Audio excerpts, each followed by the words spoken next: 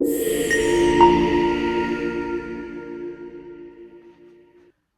वालेकुम dear students and English learners, welcome to my new video. आज की हमारी वीडियो का टॉपिक है 5 common mistakes we do in English. English बोलने में या लिखने में हम अक्सर कुछ ऐसी गलतियां कर देते हैं जिनका हमें खुद भी नहीं पता चलता कि ये हमारी गलती है। तो इस वीडियो को देखने के बाद आप भी मुझे कमेंट्स में ज़रूर बताइएगा कि इनमें से कौन सी गलती है जो आप अक्सर करते हो लेकिन आपको इस बारे में पता नहीं था। तो हम अपनी वीडियो को स्टार्ट करते हैं।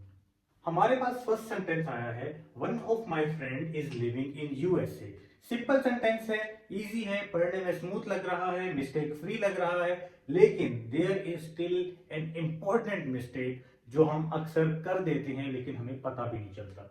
One of my friend is living in USA. मेरे दोस्तों में से एक दोस्त यूएसए में रहता है। अब यहां पर मिस्टेक कहां पर आ रही है? हम जब भी वन ऑफ माई फ्रेंड्स या वन ऑफ फैमिली मेंबर इस तरह का यूज करेंगे तो हम जो हमारा नाउन यूज होगा वो हम हमेशा प्लूरल रखेंगे, सिंगुलर नहीं करेंगे। हम बताएंगे हमारे दोस्तों में से एक दोस्त, दोस्तों में से, यहां पर खाली फ्रेंड नहीं आएगा बल्कि फ्रेंड्स आएगा। मेरे क्लास फेलोज में से एक क्लास फेलो, मेरे फैमिली मेंबर्स में से एक, आगे एस लगाना है, इसको प्लूरल बनाना है। One of my friends is living in USA, मेरे दोस्तों में से एक यूएसए में रह रहा है। ठीक है। Similarly one of my favourite song, मेरे फेवरेट सॉन्ग्स में से एक, फेवरेट सॉन्ग में से नहीं, एक गाने में से फेवरेट नहीं होगा, ज्यादा सारे गानों में से कोई एक फेवरेट होगा। ठीक है। सो यहां पर भी one of my favourite songs आएगा, खाली सॉन्ग यूज नहीं होगा।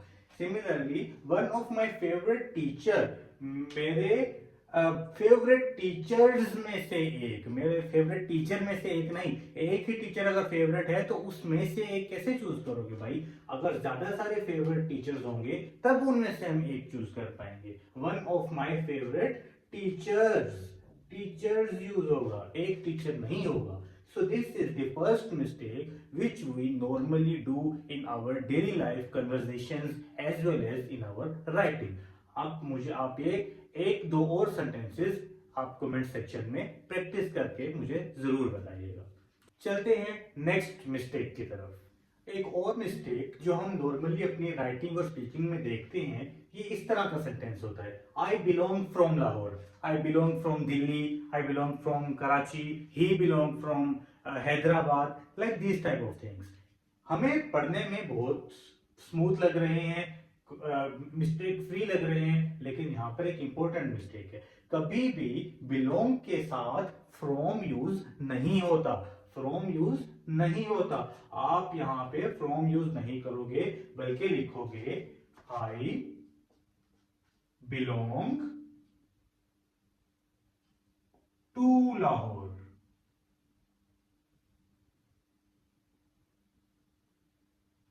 I belong to Lahore, I belong to Karachi, I belong to Hyderabad। From नहीं यूज होगा भाई, अब फ्रॉम को नहीं यूज करोगे कभी भी बिलोंग के साथ। लेकिन अगर आप फ्रॉम ही यूज करना चाहते हो तब भी कर सकते हो, लेकिन क्या करना पड़ेगा? आपको बिलोंग को हटाना पड़ेगा। You can also right I am from Lahore. These both sentences are very much correct. But if you are using belong, then must use to, not from. But if you want to use from, then don't use belong. ये दोनों sentences correct हैं, but this is not correct one. Simple है, easy है। अगर आप from he use करना चाहते हैं तब आप बिलोंग यूज नहीं करेंगे, बल्कि यहां पर आप टू बी वर्ब का इस्तेमाल करके आई एम फ्रॉम लाहौर लिख सकते हैं। इजी। थर्ड मिस्टेक की तरफ आते हैं। एक सेंटेंस लिखा है, व्हाट अ अमेजिंग मैच। इतना कॉन्फिडेंट सेंटेंस लग रहा है कि फुल इमोशंस निकल के बाहर आ रहे हैं, लेकिन my dear students, there is a mistake in this sentence. What a amazing match, what a amazing match पढ़ने में बहुत जबरदस्त लग रहा है, फ्लो अच्छा आ रहा है, लेकिन यहाँ पर आपने देखा होगा कि वर्ड अमेजिंग और अमेजिंग एक साथ नहीं सूटेबल लग रहे। क्यों? Because of the articles a और एन, इनमें फर्क होता है। ए अलग सेंटेंसेस के साथ, अलग वर्ड्स के साथ आता है और एन अलग वर्ड्स के साथ आता है। एन कहां पर आता है? हमारे पास जहां पे वोवल साउंड है। वोवल साउंड कौन से हैं? ए, ई, आई, ओ एंड यू। ये इस तरह के 5 साउंड्स जहां पर हमें जिस वर्ड में हमें मिल जाएं स्टार्ट में, वहां पर हम एन लगाते हैं। यहां पर क्या है? अमेजिंग। अमेजिंग अ का साउंड दे रहा है, अ का साउंड दे रहा है, तो यहां पर एन का वर्ड यूज होगा, ए यूज नहीं होगा बल्कि एन यूज होगा। अब हम बोल सकते हैं what an amazing match, what an amazing match, ये करेक्ट सेंटेंस होगा। इसी तरह अगर हम दूसरे सेंटेंस में देखते हैं व्हाट अ ब्यूटीफुल पिक्चर, अब इसमें क्या इंप्रूवमेंट की गुंजाइश है? इसका जवाब मुझे आप कमेंट सेक्शन में दें। वैसे मैं भी आपको बता देता हूं। अब यहाँ पे सेंटेंस इजी हमें लग रहा है, व्हाट अ ब्यूटीफुल पिक्चर। अब यहाँ पर ब्यूटीफुल बी ब किसका साउंड दे रहा है? ब is not a vowel sound, यहाँ पर ए ही यूज होगा। What a beautiful is correct, यहाँ पर इंप्रूवमेंट की, करेक्शन की नीड नहीं है। This sentence is already correct. तो बताने का मकसद ये है ए और एन में क्या डिफरेंस होता है, कहां पर हम ए लगाते हैं, कहां पर हम एन लगाते हैं। यहाँ पर आर्टिकल की मिस्टेक हम अक्सर कर देते हैं। मैंने अक्सर स्टूडेंट्स का काम चेक करते हुए देखा है कि उनको इस चीज के बारे में पता होने के बावजूद भी प्रैक्टिस के अंदर नहीं आता, तो वो भूल जाते हैं। सो इन चीजों को आप माइंड में रखिए। जिस फोर्थ मिस्टेक का आज हम जिक्र करने वाले हैं वो ये है, आई डिड नॉट सॉ हिम, मैंने उसे नहीं देखा।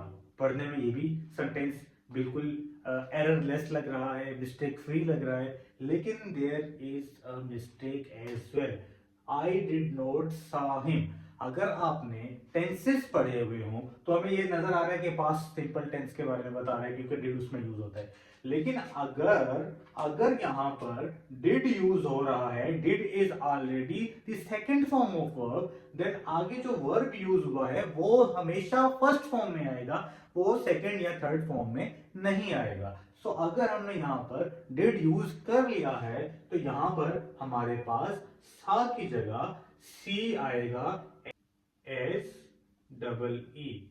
आई डिड नॉट सी हिम, ठीक है। सिमिलरली यहां पर इसको हमने इंटेरोगेटिव क्वेश्चन बनाया है, did she cooked the food. Similarly अगर स्टार्टिंग में डिड आ गया है, did is already the second form of verb, तो आगे जो वर्ब है उसमें सेकंड फॉर्म या थर्ड फॉर्म नहीं आएगा, बल्कि it will be in first form, it will be only cook, did she cook the food. Okay, so ये जो मिस्टेक है ये हमारी वर्ब से रिलेटेड है, फॉर्म्स ऑफ वर्ब से रिलेटेड है और हमारे टेंसेस से रिलेटेड है। हम अक्सर ये वाली मिस्टेक भी कर लेते हैं अपनी कॉपीज में, अपने टेस्ट में और अपनी स्पीकिंग के अंदर भी, तो इन चीजों का भी ख्याल रखिएगा। आज की लास्ट मिस्टेक जिसके बारे में हम जिक्र करेंगे वो ये है, I work in a bank, मैं एक बैंक में काम करता हूँ। अब इसके अंदर भी एक इंपॉर्टेंट मिस्टेक है जो हम अक्सर कर देते हैं, वो ये इन का है। I work in a bank, work के साथ कभी भी इन नहीं आएगा मेरे दोस्तों, वर्क के साथ कभी भी इन नहीं आएगा, बल्कि हम इन की जगह पे यहाँ पर वर्ड एट लिखेंगे। I work at a bank, at की जगह हम फॉर भी यूज कर सकते हैं, I work for a bank, दोनों चीजें यूज हो सकती हैं। इसी तरह I am a teacher in Beacon House नहीं होगा, I am a teacher in Beacon House बिल्कुल नहीं होगा, बल्कि I am a teacher at Beacon House होगा, मैं बीकन हाउस में एक उस्ताद हूं, एट यूज होगा, इन नहीं होगा।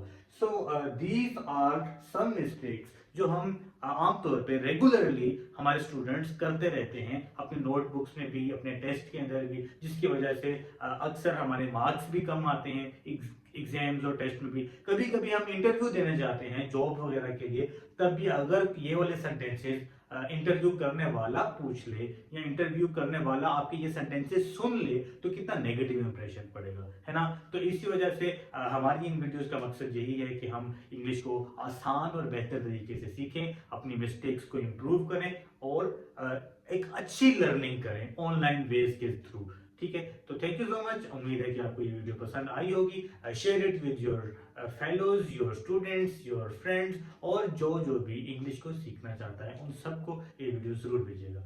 Like it, take care, subscribe this channel. जज़ाकल्लाहु खैर, अल्लाह हाफिज।